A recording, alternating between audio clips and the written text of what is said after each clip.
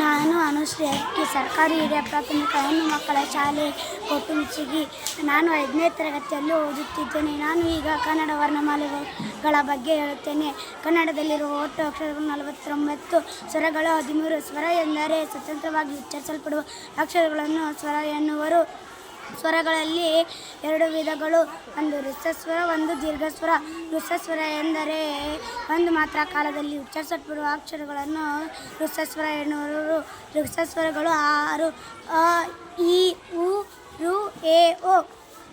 ದೀರ್ಘಸ್ವರ ಎಂದರೆ 2 ಮಾತ್ರ ಕಾಲದಲ್ಲಿ ಉಚ್ಚರಿಸಲ್ಪಡುವ ಅಕ್ಷರಗಳನ್ನು ದೀರ್ಘಸ್ವರ ಎನ್ನುವರು.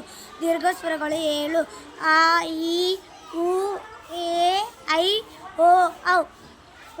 ವ್ಯಂಜನಗಳು 34.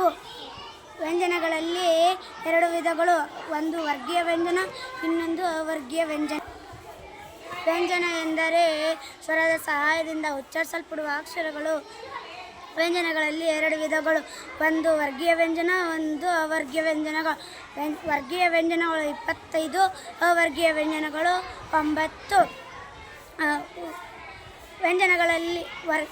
ವರ್ಗೀಯ ವ್ಯಂಜನಗಳಲ್ಲಿ 3 ವಿಧಗಳು, ಒಂದು ಅಲ್ಪಪ್ರಾಣ, ಮಹಾಪ್ರಾಣ, ಅನುನಾಸಿಕ.